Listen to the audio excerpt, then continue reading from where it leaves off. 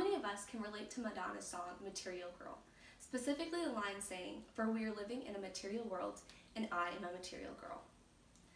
This statement proves to be true as practicer and minimalist himself, Joshua Becker, mentions in his book, The More of Less, that the average American has about 300,000 possessions. So many Americans believe that buying more things will give them happiness.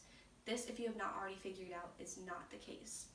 So in addition to constantly buying new things in our search for happiness, we are forgetting to get rid of the old things that no longer bring us joy or that we no longer even use.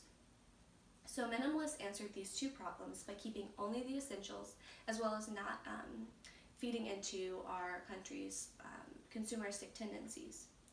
So minimalism's definition varies from person to person, but its central idea remains the same, and that is that they intentionally promote things that they value most, while also removing things that take away from those values. So as previously mentioned, there are two main principles that minimalists follow. They keep only the essential items, and they shop with intention.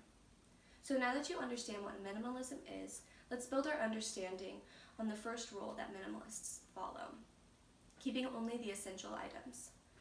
So getting rid of unvalued possessions is something that all minimalists have to do, and the value is determined by noting if the item is useful or meaningful.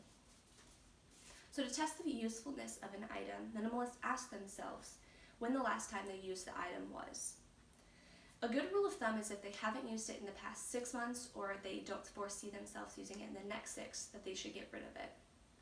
So for these items that I obtained through my junk drawer, I would be getting rid of all of them, including just a picture of my dog, my AirPods empty case, my old first cell phone, a piece of artwork that I did in elementary school, and a China doll that my grandma got me.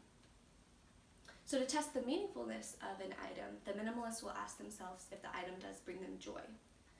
So for that, I would be able to keep 2 of these items. So that would be my picture of my dog that brings me joy, and also the piece of artwork that I did in elementary school. It's a good memory that I like to, have in, even if it is in my trunk drawer. So as I discussed in my previous speech, on decluttering one's life, Marie Kondo's method of decluttering is asking themselves if the item brings joy. So if the item does bring joy, then the item can be kept, but if not, it should be given away to a donation center. So it is imperative that minimalists get rid of the items that are unvalued in order to achieve the benefits that minimalism can bring. So these can include better relationships, better overall health, less stress, more time, more money, and things like that. So now that we know the first rule of minimalism, let's move into the second rule, to shop with intention. So shopping with intent will help keep one from acquiring items that won't really bring them happiness.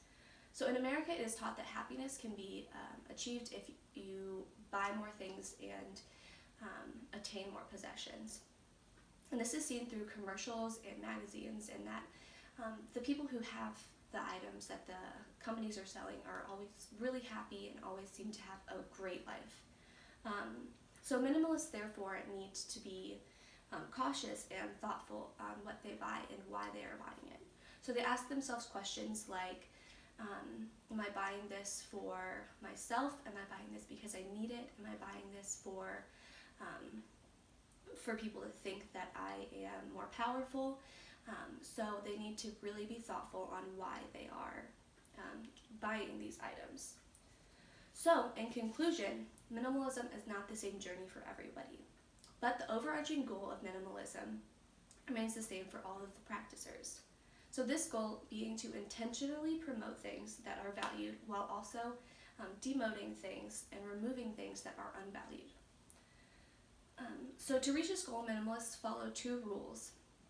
The first being to keep only the essential items, whether they be useful or meaningful. And the second is they shop with care, making sure that they are buying for a specific purpose and not just to buy to attain more things. So while minimalists may live in a material world, they're definitely not material girls.